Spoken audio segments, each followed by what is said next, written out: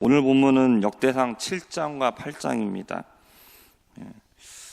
이 본문에서 이스라엘의 12지파 중에서 6지파에 대한 족보가 언급이 되고 있습니다. 이 중에서 베냐민 지파는 이스라엘이 북이스라엘과 남유다로 갈라졌을 때 남유다에 속한 지파입니다. 그리고 나머지 5개 지파는 북이스라엘에 속해 있는 지파이죠. 우리가 읽고 있는 지금 역대상 그리고 역대하는 유다 백성들이 포로 생활을 마치고 돌아왔을 때 그 뒤에 기록된 내용입니다. 그러면 이제 역대상하를 기록을 왜 그렇게 했느냐? 이들이 포로 생활을 마치고 돌아왔는데 이들에게는 왕도 없고 나라도 없고 성전도 무너졌습니다. 이들이 고향에 돌아오긴 했는데 남아있는 건 아무것도 없는 것이죠. 그러면 이들이 이제 이러한 생각이 드는 거죠. 자신들이 하나님의 백성인데 징계를 받았습니다. 이제 포로 생활이 마치고 돌아오기는 했는데 상황을 보면 아무것도 없는 거죠. 우리가 회복될 수 있을 것인가? 이런 강한 의문이 드는 겁니다. 그런데 그러면 이런 상황에서 역대상하를 기록함으로써 특별히 이제 족보가 기록되어 있는 내용들은 돌아온 사람들에게 너희들은 하나님과 언약으로 맺어져 있는 언약 백성이다. 이 정체성을 말해주는 겁니다. 오늘 말씀에는 북이스라엘에 포함된 지파들의 족보도 언급이 되고 있습니다. 돌아온 사람들의 대다수는 남유다 사람들입니다. 근데 북이스라엘의 족보까지 언급이 되고 있는 것은 무엇이겠습니까? 다 하나라는 것이죠. 그러니까 북이스라엘도 남유다도 역사적으로 나눠졌지만 원래 하나다라는 겁니다. 그리고 지금 돌아와 있는 사람들은 대다수는 남유다 백성들인데 이들이 지금 이 이스라엘의 언약을 계승하고 있는 사람들이다. 너희들이 이스라엘 백성들 전체를 대변해주고 있는 것이다 라는 거죠. 그렇기 때문에 이들은 언약 백성이기 때문에 지금은 아무것도 없고 너희들이 보잘것이 없어 보이지만 하나님께서 너희들을 회복시킬 것이다. 이것을 믿어야 된다라는 것을 말하는 겁니다. 7장과 8장을 보면 5지파 이사갈, 납달리, 므낫세, 에브라임, 아셀 지파를 얘기합니다. 이들은 세부적으로 다루지 않고 분량도 적습니다. 반면에 우리가 읽은 오늘 이 베냐민 지파에 대해서는 자세하게 다루고 있고 그리고 8장에서는 이 사울 왕의 족보를 또 자세하게 다루고 있습니다. 이것은 남유다를 구성하고 있었던 베냐민 지파 그리고 이 유다 지파 이 두 지파로 구성된 남유다 백성들이 이스라엘을 대표할 충분한 대표성을 가졌다라는 것이죠. 그러면 이렇게 족보를 다루고 있는 역대상하의 이야기는 당시 이스라엘 백성들에게 주는 의미가 이렇게 있는데 그럼 이 족보 이야기가 지금 우리에게는 이제 또 어떻게 의미가 될 수 있겠느냐라는 겁니다. 우리가 하나님 앞에 우리의 죄 때문에 징계를 받고 나면 우리에게 들 수 있는 생각은 이전과 같이 다시 회복될 수 있을 것인가? 징계는 받았는데 하나님의 마음과 뜻이 무엇이냐? 이런 생각이 든다라는 겁니다. 이전하고 비교하면 초라해지고 예전만 못한 모습인 겁니다. 그럼 정말 하나님이 나를 회복시켜 주실 것인가? 정말 하나님이 나에게 회복을 주실 것이냐에 대한 의문이 든다라는 겁니다. 그때 필요한 것은 무엇이냐? 이스라엘 백성들에게 족보를 통해서 하나님과의 관계, 너네들은 언약 백성이다 라는 것을 상기시켜 줬던 것처럼 우리에게 필요한 것도 바로 그것이죠. 하나님의 선하심을 기억하고 그리고 나를 불러주셔서 하나님의 자녀 삼아주셨다라는 것을 다시 한번 생각한다라는 겁니다. 주님의 은혜 가운데 지키시고 보호하시고 채워주시고 공급하여 주셨던 것들을 돌아보면서 징계를 받았지만 여전히 하나님의 은혜 가운데 있음을 잊지 않는 것이 필요한 겁니다. 우리의 모습과 우리의 잘못을 생각하면 지금의 모습을 봤을 때 소망이 없어 보이는 것은 맞습니다. 하지만 눈에 보이는 상황이 아니라 하나님께서 주신 약속, 언약을 따라서 우리는 생각해야 됩니다. 상황을 보면 소망이 없습니다. 하지만 언약을 생각하면 소망이 있는 것입니다.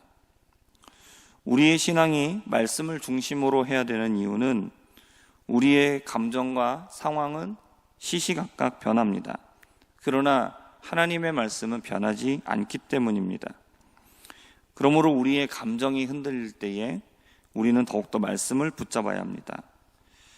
예수님을 우리에게 주신 하나님을 우리가 생각해 보면 하나님은 감정적으로 움직이시는 분이 아닙니다. 상황이 변했으니까 그때그때 계획이 달라지는 분이 아닙니다. 하나님께서 예수님을 보내시겠다라고 약속하시고 수많은 시간이 흘렀습니다. 수많은 시간이 흐른 것은 하나님이 그것을 성취시키는 데까지 능력이 모자라서 많은 시간이 필요한 게 아닙니다. 예수님을 약속하시고 보내시기까지 이스라엘 백성들은 얼마나 변덕스러웠습니까? 하지만 그러한 이스라엘 백성들의 상황, 그러한 모습, 그것에 하나님의 뜻과 계획은 한치도 흔들리지가 않았습니다. 바다의 파도는 물고기가 난리를 피워서 생기는 게 아닙니다. 물고기들이 난리를 피워도 파도를 만들 수가 없고, 그리고 만들어진 파도를 막을 수도 없습니다. 이스라엘 백성들이 역사 속에서 하나님의 속을 뒤집어 놓는 일이 얼마나 많았습니까? 우리 같았으면 어떻게 했습니까? 수백 번도 뒤집어 엎었을 겁니다. 근데 하나님은 전혀 흔들림이 없으셨죠. 우리의 역사 속에서 이스라엘 백성들의 그 모습은 바로 뭘 말해주느냐? 오래 걸린 이유는 능력이 없어서가 아니라 변함이 없으신 하나님을 보여주는 겁니다. 우리의 부족함과 연약함 때문에 하나님의 뜻과 계획이 변하지 않는다는 것이죠. 막을 수도 없고 없앨 수도 없다는 겁니다. 우리는 하나님의 계획과 일을 성취하시는 그 과정 가운데 아무것도 관여할 것이 없습니다. 우리에게 회복을 약속하셨으면 반드시 그렇게 되는 겁니다.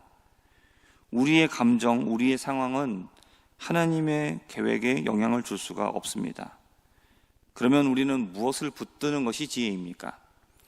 내 상황과 내 감정에 휩쓸리는 것은 어리석은 것이죠. 말씀을 붙들어야 될 줄 믿습니다. 말씀만을 붙잡으시기를 주님 이름으로 부탁드립니다. 사울은 선택받았습니다. 하지만 실패한 왕이었습니다. 그의 아들들 중에서 요나단은 하나님을 진실되게 의지했습니다. 사울의 아들들이 여럿이 있었지만 오늘 말씀에 보면 그 중에서 요나단의 족보를 보여주고 있습니다. 요나단은 왕자였지만 왕이 되지 못했습니다. 요나단이 아닌 다윗이 왕이 되었습니다. 그는 실패한 것처럼 보였고 또 그의 후손들도 마찬가지로 실패한 자의 후손들로 보였습니다. 다윗이 왕이 되었고 다윗의 후손들은 계속해서 왕이 되었지만 하나님은 왕이 되지 못한 요나단에게도 관심을 가지고 계셨습니다. 왜냐하면 요나단은 하나님의 뜻대로 살고자 애를 쓴 의인이기 때문이죠. 사울의 교만함으로 인하여서 요나단이 왕이 되지 못했습니다.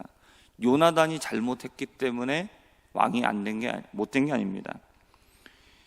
그의 가문은 실패한 듯 보였습니다. 그들은 완전히 엎드려진 것처럼 보였습니다. 그러나 일어나지 못하게 된 것은 아니었죠. 하나님께서는 그 요나단을 기억하시고 요나단의 그 족보가 계속해서 이어질 수 있도록 허락해 주셨습니다. 시편 37편 23절에서 25절의 말씀입니다. 여호와께서 사람의 걸음을 정하시고 그의 길을 기뻐하시나니 그는 넘어지나 아주 엎드러지지 아니함은 여호와께서 그의 손으로 붙드심이로다. 내가 어려서부터 늙기까지 의인이 버림을 당하거나 그의 자손이 걸식함을 보지 못하였도다. 아멘. 그러니까 요나단의 모습은 바로 이런 모습과 비슷하다라는 것이죠. 그의 가문은 넘어졌습니다. 완전히 망한 것처럼 보였죠. 그러나 다윗의 가문에 비하면은 비록 규모도 작고 이전보다 초라해졌지만 완전히 끊어져 버렸느냐, 하나님에게서 완전히 멀어져 버렸느냐, 그건 아니라는 겁니다. 엎드러지긴 했지만 아주 엎드러지진 않은 겁니다. 하나님께서 다시 회복의 시간들을 허락해 주셨다는 것이죠. 그렇기 때문에 중요한 것은 무엇이겠습니까? 우리는 실패를 안 하면 가장 좋을 겁니다. 하지만 우리가 실패할 때가 있고 하나님께 징계를 받을 때도 있습니다. 그러나 그 징계 이후에 우리가 심리적으로 우리의 마음속에서 나는 이제 끝났구나, 나는 버림받았구나 라는 생각이 들 수도 있다라는 것이죠. 그러나 그렇지 않다라는 겁니다. 족보가 이어집니다. 하나님이 모든 것을 완전히 끊으신 것은 아니라는 겁니다. 그렇기 때문에 우리의 마음과 생각, 우리의 감정과 환경, 이런 것들을 바라보지 말고 하나님의 말씀을 의지하시기를 바랍니다. 우리가 하나님 앞에 의롭게 살고자 하면 하나님은 우리를 붙들어 주십니다. 우리를 또한 회복해 주십니다. 역대상의 족보가 바로 이것을 얘기해 주고 있습니다. 그러므로 우리의 삶 속에서 오직 하나님을 의지하며 살아가는 우리가 되기를 주님의 이름으로 부탁드립니다. 기도하겠습니다. 하나님 아버지, 우리가 비록 하나님께 죄를 범하고 징계를 받았어도 하나님은 우리를 완전히 멸망시키는 것이 하나님의 뜻이 아니라 그러한 우리를 또한 용서하여 주시고 다시 회복하여 주시고자 하는 하나님의 뜻이 있는 줄 믿습니다. 하나님, 우리의 마음과 생각에서 우리가 낙심하거나 포기하지 않게 하여 주시고 변하지 않는 하나님의 말씀만을 굳게 붙들게 하여 주시옵소서. 우리의 역사 속에서 하나님은 우리 때문에 하나님의 계획을 포기하지 아니하시고 실패하지 아니하시고 변경하지 아니하시고 취소시키지 않으시고 약속대로 구원자 예수 그리스도를 우리에게 보내어 주셨습니다. 이 신실하신 하나님, 변함이 없으신 하나님만을 온전히 붙들게 하여 주옵소서. 예수님의 이름으로 기도합니다. 아멘.